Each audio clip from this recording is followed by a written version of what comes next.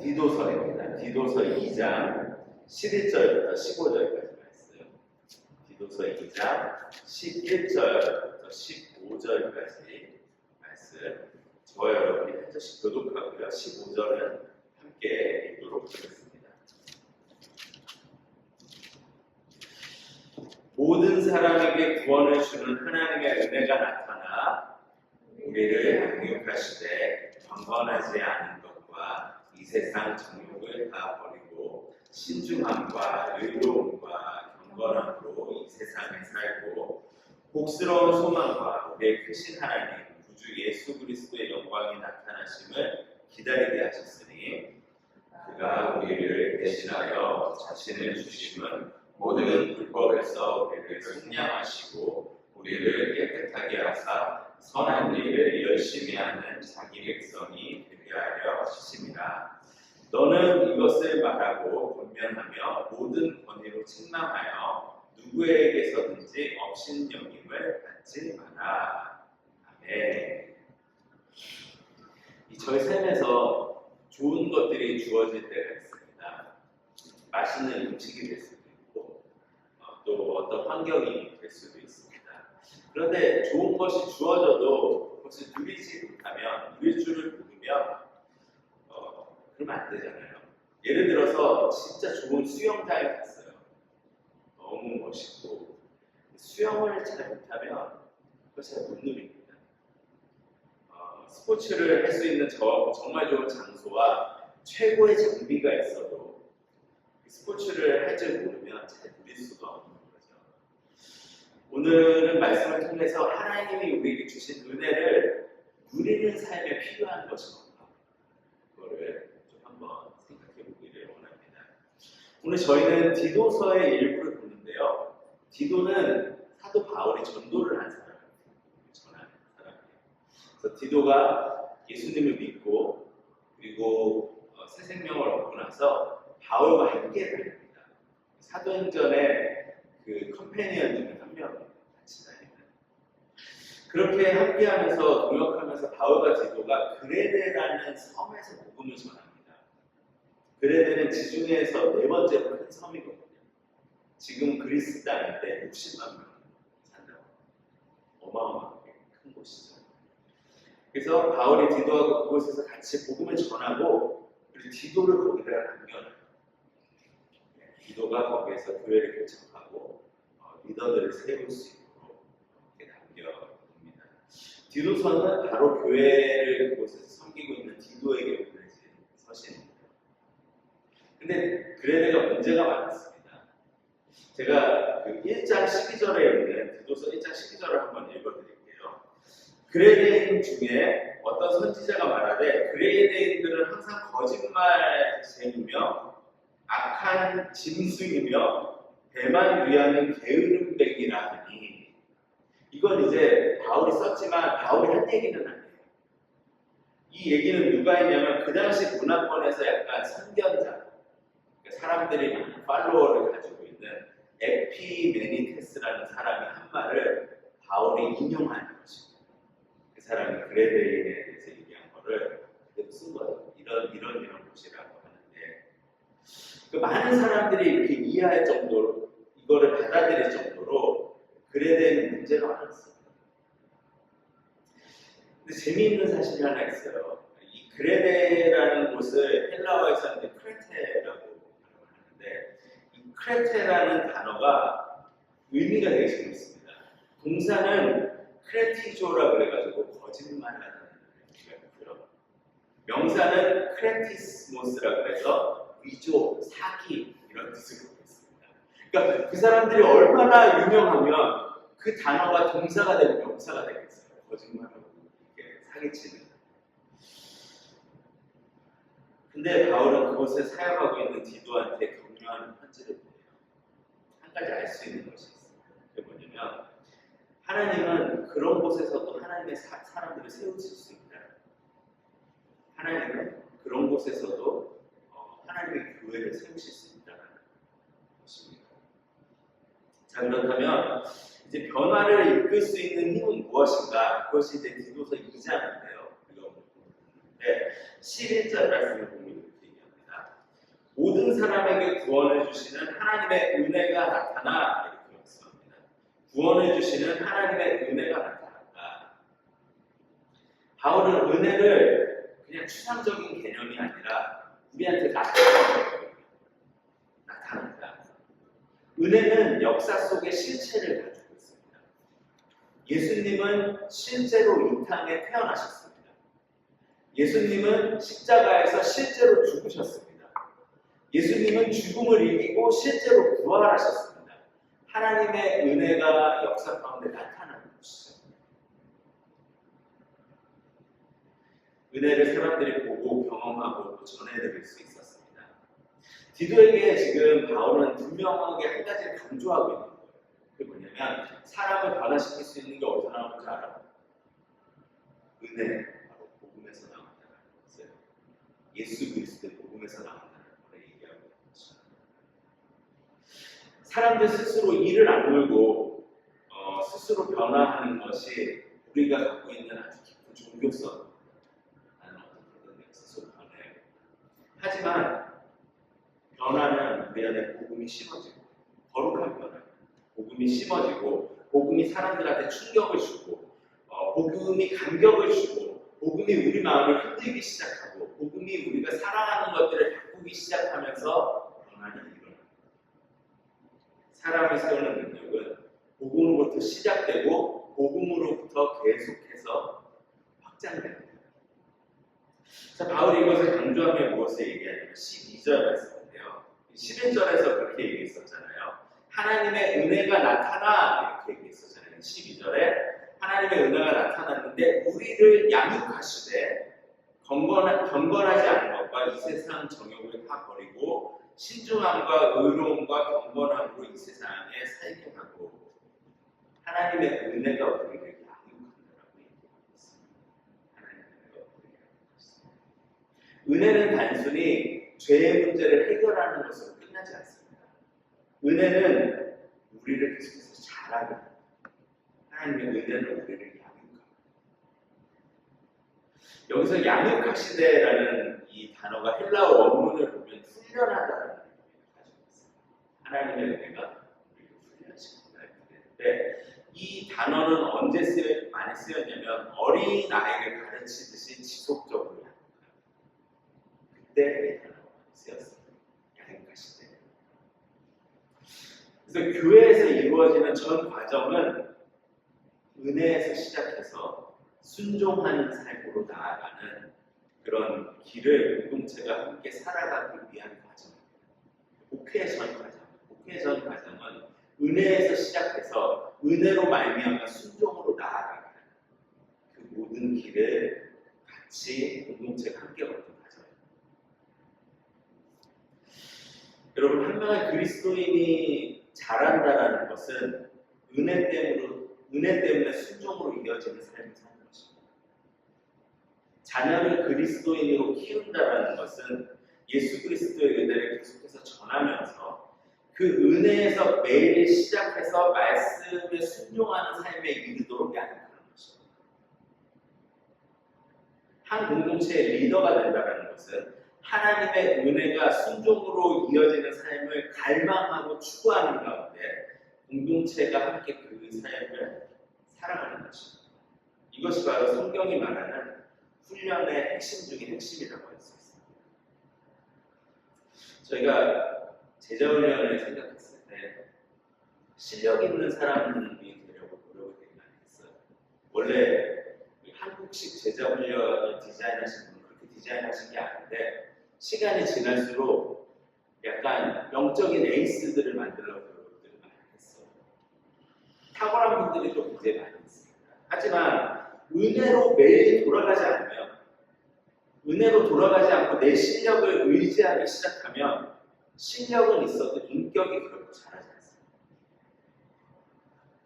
그리고 제자 훈련을 통해서는 인격이 자라요. 성품의 변화가 있어요. 제가 몇 달 전에 이제 주일학교 양육을 위한 로드맵을 보여드린 적이 있어요. 그래서 우리 거기서도 나눴었고 주일학교 교사 MT에서도 나눴었고 메인 예배에서도 나눴었는데 첫 번째 우리 양육 체계의 가장 중요한 것은 복음의 중심성, 복음으로 매일 돌아갈 수 있고, 복음이 매일 우리 안에서 작동할 수 있고, 그게 첫 번째예요. 복음 중심성. 창조, 타락, 구속, 회복이라는 성경을 관통하는 메시지 가운데 우리 삶에서도 그것이 계속 회복될 수 있고, 그래서 창조, 타락, 구속, 회복의 역사들이 계속해서 일어날 수 있고, 그게 첫 번째였고, 두 번째 양육 체계는 성품의 변화예요. 우리가 복음으로 인해서 계속해서 충격을 받으면 내가 자랑할 게 없고, 매일 글로 돌아가면 글로 내가 자랑할 게 없어요. 그 가운데 진정으로 회개하며 내 죄의 깊이가 얼마나 깊은지를 깨달으며 또 동시에 하나님의 은혜는 얼마나 큰 것인가. 그러면 그 사람에게는 복음적 겸손과 함께 성품의 변화가 찾아오게 됐어요. 그것이 양육체계에 갖고 있는 틀의 가장 중요한 두 번째입니다. 여러분, 그래서 우리도 은혜로 매일 돌아가는 가운데 성품의 변화를 경험했으면 좋겠어요. 이 하나님의 은혜가 우리를 양육하실 때는 우리의 성품을 바꾸시게 됩니다. 그 성품이 변하는 일은 내가 나 스스로를 내 실력을 의지하지 않고 그리스도를 의지할 때 일어날 수 있습니다. 자, 그렇게 성품의 변화는 은혜로부터 시작되지만 또 반드시 필요한 것이 있습니다. 그게 뭐냐면 훈련이에요. 여기서 훈련을 바로 저희 이제 양육 체계의 세 번째에 해당하는데, 제가 이제 다음 주부터 안내데스크에다가 그 우리 양육 체계 세 단계하고 우리가 훈련하는 몇 가지를 그거를 이제 프린트해서 준비해 드릴 것입니다. 갖고 가시거나 아니면 또 PDF로도 제가 서큘레이트 할 거거든요. 그거 이제 같이 보면 될 것 같은데요. 무엇을 훈련해야 될까? 12절을 다시 보시면 두 가지를 얘기하고 있습니다. 첫 번째는 버리고, 경건치 않은 것, 세상의 정욕을 끊어내게 하는 훈련을 해야죠. 먼저 훈련을 버리고가 있어요. 은혜는 죄를 덮어두고 핑계대는 것이 아니라 죄를 떠나게 하는 거예요. 죄를 버려요. 은혜에서 시작하면 내 삶에 그래서 불편한 게 있어요. 내가 이제 어느 정도 경지에 올랐다고 생각하는 순간 그 사람은 미끄러져요. 은혜는 경험하면 경험할수록 내 안에 있는 굉장히 깊은 뿌리들을 계속해서 드러내요. 내가 하나님처럼 붙들고 있는 것들을 계속해서 발견해요. 그래서 내 삶의 마음을 두드리는 회개가 있어야 되고 하나님의 말씀에 순종해야 되겠다는 갈망이. 제자 훈련은 저희가 주님 품에 돌아가야 된다는 것입니다. 그래서 제자 훈련에 결코 단계란 없어요. 몇 단계 끝나면 다들 졸업하시는데 그거는 성경적이지 않아요. 제자 훈련은 다 같이 평생 예수 그리스도 품에 돌아가는 거지. 코스는 그러면 뭐냐? 제자 훈련 코스. 그건 단기적인 툴이죠. 어떤 목표를 이루기 위해서. 네. 자, 그럼 은혜는 먼저 버리게 하는 훈련을 하게 하고 그 다음에 어떤 일을 하는가? 12절 마지막 부분을 보면 살게 하는 거예요. 신중함과 여기서 자기 절제에 대한 의로움과 타인과의 다른 관계를 갖게 하고 또 경건함, 하나님하고의 다른 관계를 갖게 하는 이런 모습을 추구하면서 세상 가운데 거룩하게 살아가고 버리고 이런 거룩한 습관들을 삶에 우리가 딱 장착을 시켜야 되는 것이죠. 회개 가운데 후회만 하는 것이 아니라 하나님의 방법으로 돌아가는 것. 저희가 십계명 시리즈에서 봤지만 말씀이 삶이 되면 진정으로 행복한 삶이 경험하게 됩니다. 삶이 업그레이드가 됩니다. 이것을 위해서 지속적인 훈련이 필요하다는 것입니다. 여러분들 생각해보시면 저희의 인생은 태어났을 때부터 훈련이었어요. 계속되는 훈련. 아기들이 누워있다가 어느 순간 뒤집다가 기어다니는 훈련. 기어다니다가 서서 걷는 모습을 보면 그 어마어마한 훈련입니다. 그리고 걸을 때도 왼발. 저희가 매일 만드는 결정들 있잖아요. 또 반복되는 루틴 가운데 생기는 습관이 있잖아요. 이 왼발, 오른발, 왼발, 오른발을 사실은 오늘도 우리는 반복하고 있어요. 오늘도 우리는 무엇인가를 훈련하고 있어요. 그러면 관건은 이거예요. 우리가 훈련하는 것들이 우리 삶의 왼발, 오른발, 왼발, 오른발이 매일 내리는 결정과 또 반복되는 일들이 거룩한 삶을 향하게 하는 것인가 아니면 내 마음대로 살아가는 죄의 마음을 따라가는 것인가 이 두 가지인 것입니다. 우리는 오늘도 훈련합니다. 단지 사람마다 훈련하는 것이 다르다. 그래서 습관이 없이는요, 거룩한 습관이 없이는 어떤 거룩한 열매도 사실은 맺을 수가 없어요. 기본적인 영적 습관을 훈련하지 않으면 삶은 나아가지 못해요. 자, 그래서 저희는 이 하나님의 은혜가 계속 부어지지만 습관 때문에 계속 불행한 자리로 나아가는 경우인데 하나님의 은혜를 받지 못하는 자리로 그 습관들이 우리를 계속 인도합니다. 그래서 은혜를 복음을 누리지를 못합니다. 복음이 얼마나 좋은지는 알고 있는데 매일 왼발 오른발이 나를 다른 쪽으로 데리고 가니까 복음의 길로 안 되고 다른 쪽으로 데리고 가니까 복음을 누리지 못하면서 굉장히 억압되는 것이죠. 여러분 저희가 헷갈리면 안 됩니다. 복음 중심은 우리가 한 일에 대한 거예요. 이거 이제 점점 분명해지죠. 저희가 복음 중심이라는 것은 예수 그리스도를 통해서 하나님이 이루시는 거예요. 우리는 스스로 은혜를 만들어낼 수 없어요. 하지만 복음을 누리는 삶은 무엇인가? 복음을 누린다라는 것은 예수님이 이루신 일을 신뢰하고 예수님이 보여주신 길로 나아가는 것입니다. 복음을 누리는 삶. 모든 은혜는 예수님에게서 나오지만 복음을 누리는 것은 왼발, 오른발, 왼발, 오른발이 필요하다는 것입니다. 근데 이제 저희 안에 있는 종교성은 뭐냐면 복음이 우리에게 자랑할 것이 없는 거잖아요. 우리가 자랑할 게 없는 거예요. 사실 우리가 한 게 없어요. 그러니까 우리는 자꾸 왼발, 오른발, 왼발, 오른발이 잘 되는 이거를 자랑하고 싶어요. 사실은 왼발, 오른발, 왼발, 오른발은 아무것도 그 은혜 자체를 만들어낼 수가 없거든요. 은혜를 누리는 길로 나아가는 거예요. 그래서 복음이 내가 만들어낼 수 없다는 거예요. 복음의 은혜가. 그래서 왼발, 오른발, 왼발, 오른발로 예수 그리스도를 향해 가지만 예수를 자랑하는 사람이 계속해서 자랑을 부리게 되는 것입니다. 내가 왼발, 오른발을 자랑하는 순간 나는 또 다른 일로 영적 훈련은 그런 부분에서 참 좋은 것입니다.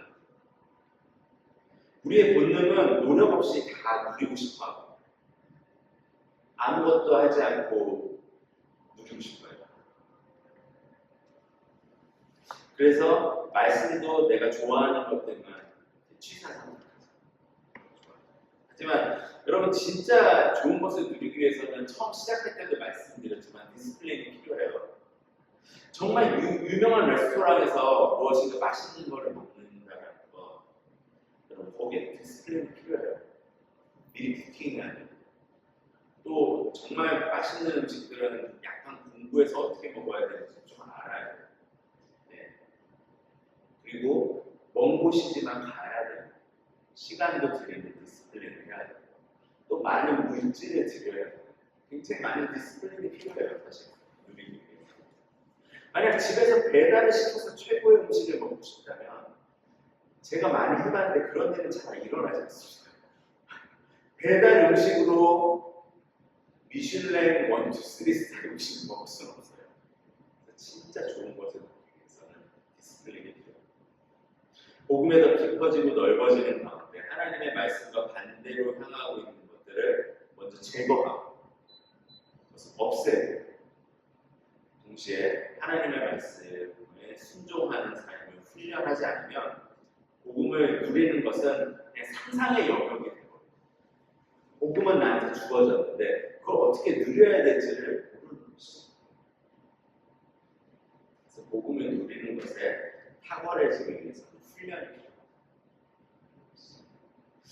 이제 제가 교제를 하다 보니까 목회자들 중에서도 두 부류가 있어요. 첫 번째 부류는 바울과 같은 목회자가 있어요. 살다가 어느 순간 빵 맞고 은혜를 경험하고 뒤집어지고 살아요. 또 반대로 디모데 같은 목회자가 있어요. 목사님 자녀는 이제 신학교가 보면 아주 기독교 가정에서 자라서 아주 스텝 바이 스텝을 잘 배우는 이런 목회자들의 두 부류가 있어요. 근데 모두에게 적용할 수 없지만 바울과 같은 목회자들은 뜨거워요. 지금 가야 된다. 내가 막 주님을 위해서 죽겠습니다. 이런 것도 뜨거워요. 그래서 바울과 같은 목회자들, 바울 스타일의 목회자들이 한 실수는 뭐냐면 디모데와 같은 목회자들을 굉장히 약간 굉장히 뜨뜻미지근하네. 저기서 무슨 일이 일어나겠어? 진짜 그런 생각을 많이 해요. 왜냐면 너무 똑같아. 맨날 하는 게 루틴이 비슷하고 뭔가 특별한 것도 없고 크게 막 요동치지도 않고 그러니까 저기서 뭔가 일이 일어날까? 이런 생각이 드는 거죠. 근데 시간이 지나면 어렸을 때부터 훈련을 받은 사람에게 내가 없는 것이 있다는 걸 좀 깨닫게 돼요. 디모데와 같은 사람들은 왼발 오른발 훈련 잘 되는 거죠. 예수님을 향해서 왼발 나아가는 삶의 습관입니다. 그래서 기본적으로 예배를 대하는 자세, 기도의 시간, 말씀을 읽는 습관, 헌금을 드리는 마음, 바울과 같이 그런데 갑자기 변화를 경험한 사람들은 뜨거움은 있는데 기본이 없어요. 습관이라는 것이 오랜 시간이 걸리는데 그 습관이 잘 자리를 못 잡아요. 그래서 시간이 지나면 그 디모데와 같이 습관이 잘 잡혀있는 사람들에게 복음이 정확하게 잡혀있다면 복음의 능력이 더 영향력 있게 쫙 퍼지는 거죠. 안정감, 성장의 속도가 비교가 되지 않습니다. 사랑하는 여러분, 교회는 훈련하는 것입니다. 복음을 누리기 위해서 훈련을 하는 것인데 여러분 어려움이 있을 때마다 좀 기억해 주셨으면 좋겠어요.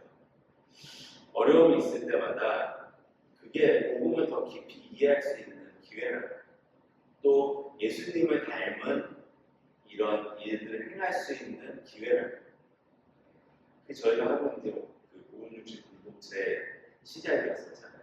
복음의 opportunity for the gospel. 네. 그래서 교회는 완전한 것을 나가는 것이 아니에요. 교회는 그런 가운데, 부족한 가운데서도 서로를 채워주면서 하나님의 은혜 가운데 그것을 계속 훈련하는 것입니다. 우리에게도 지금 이제 성김이 대부분 예배하시는 분이 아이들을 섬기고 있지만 우리에게 아이들이 있는데 아이들의 복음을 깨닫고 예수님을 믿고 왼발 오른발 훈련을 하지 못하면 그거를 알지 못하면 예수님을 믿어도 예수님을 믿는 삶의 실체가 너무 상상이 있는 거예요. 그러니까 그렇게 교회를 떠나고 나면 삶에서 어떤 경건의 습관도 나올 수가 없어요. 왜냐하면 배운 적이 없으니까. 그냥 예수님 믿어야 돼, 예배 잘 드려야 돼, 요즘 어떻게 말씀을 해야 되는지, 어떻게 성경을 이해해야 되는지, 또 어떻게 기도하는 것인지 이런 것들에 대해서 같이 습관이 될 때까지 훈련한 적이 없으면 성인이 돼서 떠났을 때 뭔지를 몰라요. 특별한 은혜가 있어서 돌아오지 않는 순간 그게 뭔지를 잘 모르게 돼요. 영적 성장은 예수님이 나의 구원자이시고 나의 주인이심을 믿고 살아가는 것입니다. 훈련은 그런 의미에서 아주 좋은 것입니다. 할 때는 어렵지만 내가 왕이 아니라 그냥 훈련을 하려면 우선 내가 왕이 되면 안 돼요. 훈련을 하려면 예수님이 왕이 돼요. 근데 예수님을 왕으로 모시는 삶의 습관이 되면 복음 안에서 성장하고 그만큼 복된 삶을 누리게 됩니다. 그래서 이제 제가 이따가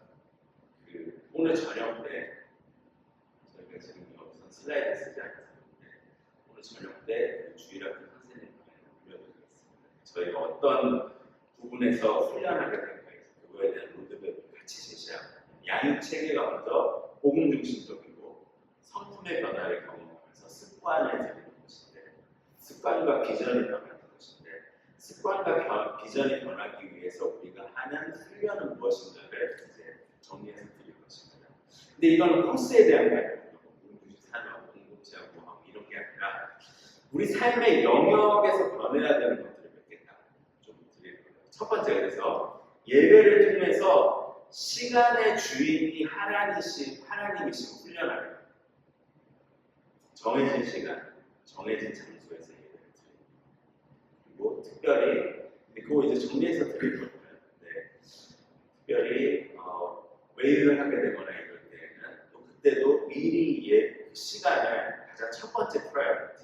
우리가 어디 놀러 가는 거에 포커스 보지만 썬데이가 끼면 먼저 썬데이 예배를 프라이어리티를 정하고 하는 거예요.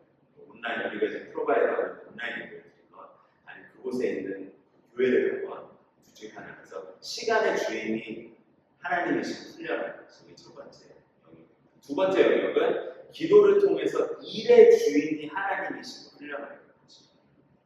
그래서 정해진 시간에 내가 오늘도 어떻게 일을 하지 어떻게 바꿔야지가 아니라 하나님께 의지하고 하나님이 일을 되게 하시는 분이다. 또 하나님의 일이 일어나야 된다. 인정. 그게 두 번째 일의 주인이 하나님이신 훈련. 세 번째는 생각의 주인이 하나님이신 훈련. 그거는 말씀을 통해서 말씀 읽기와 말씀 묵상을 통해서 말씀이 나에게 알려주는 세상과 미래와 이런 것들을 통해서 내 생각대로 보는 것들을 판단하는 것이 아니라 말씀이 해석해주고 보여주는 것들을 보는 것이죠. 그래서 생각의 주인이 하나님이신 훈련하는 거죠. 네 번째는 형성생활을 통해서 물질의 주인이 하나님이신 훈련하는 거죠.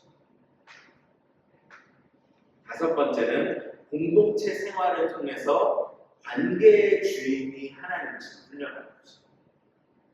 서로를 섬기며 공동체 모임에 참여하고 교제하는 것을 통해서 관계를 내 생각과 내가 편한 대로 결정해내는 것이 아니라 공동체와 함께하면서 관계를 연습하는 것이죠. 여섯 번째는 선교에 대한 것인데 비전의 주인이 하나님이신 훈련하는 것입니다. 구제와 선교 사역에 동참하면서 내 비전의 주인이 하나님이시다. 그래서 내가 살아갈 미래를 그리는 것이 아니라 하나님이 세계 가운데서 행하시는 그런 것들을 눈뜨면서 그 하나님이 하시는 일에 동참하는 이 6가지 우선 영역을 몇 년간 집중할 건데 조금 더 리스트를 길게 만들 수도 있지만 너무 길면 우리가 못하잖아요. 그래서 다음 주부터 이걸 하드카피로 드리고 소프트카피로 드려서 저희는 어떤 그런 코스가 아니라 이 삶의 영역들이 하나님이 왕되심을 회복하는 것에 포커스를 두고 코스도 있고 여러 가지 함께 공동체가 행하는 것도 있고 그래서 그걸 얘기하면서 밑에 구체적인 게 있어요. 예배 시간 정하는 거, 기도는 매일 어떻게 하는 건데 매년 하나 정도는 공동체가 더 포커스를 두고 1년 동안 할 것들을 구체적으로 바꿀 거예요. 왜냐면 핵심은 하나님이 주인 되시는 분이십니다. 공동체적으로 만약에 기도가 필요하다. 그러면 기도에 어떤 자리를 놓치지 않을 것입니다. 거고 성경을 더 깊게 이해해야 돼요. 지금은 우리가 느린 페이스로 하고 있지만 성경 일독을 다 같이 한번 해보는 거고 이런 것들을 구체적으로 훈련하면서 삶의 영역에서 하나님이 주인 되신 훈련할 것입니다. 그게 이제 저희 설립 기준에 맞아서 이 양육 체계가 정리되면서 우리 공동체가 다 함께 어떻게 훈련할 것인가에 대한 개념을 좀 찾게 될 것입니다. 저희가 이 훈련을 하는 이유는 하나님이 주인 되셨을 때 가장 행복하거든요. 하나님이 주인 되셨을 때 우리 삶이 가장 의미 있고 아름답게 하나님이 주인 되셨을 때 우리 삶이 가장 안전한 거예요. 어떤 어려움도 우리를 주저앉힐 수 없기 때문에 우리의 구원은 예수님을 통해 하나님이 하신 일을 통해서 이루어집니다. 하나님이 모든 일을 하셨어요. 그 구원의 은혜를 오늘 누리고 살아가는 살아가는 삶은 훈련이 필요합니다. 그런 의미에서 우리가 즐겁게 훈련할 수 있기를 원합니다. 자, 마지막으로 디도서 2장 13절을 보면 이렇게 얘기합니다. 복스러운 소망과 우리의 크신 하나님 구주 예수 그리스도의 영광이 나타나심을 기다리게 하셨으니까 그 하나님의 은혜가 나타나서 우리를 구원하셨고 그리고 우리를 양육하셨고 우리로 하여금 하나님의 구주 예수 그리스도의 영광이 나타나심을 기다리게 하십니다. 우리로 하여금 예수 그리스도의 돌아오심을 기대하고 갈망하게 하는 것이죠. 여러분, 그래서 은혜는 놀라운 변화를 일으켜요. 은혜는 우리를 구원했을 뿐만 아니라 우리에게 새 생명을 주었을 뿐만 아니라 우리를 훈련하는 가운데 더 큰 삶을 살게 하고 결국은 우리가 영원히 살아가야 되고 예수 그리스도의 오심을 통해서 그 영원히 살아갈 곳을 바라보는 여러분, 은혜 안에 성장하는 삶을 갈망하십시오. 그때 우리는 세상과 달라질 수 있습니다. 네. 예수님을 보는 날까지 훈련하는 기쁨을 누리십시오. 네. 그렇게 그 가운데 예수님의 충만함을 경험하게 되는 사랑하는 그런 분이 되시기를 주님에게 축원합니다.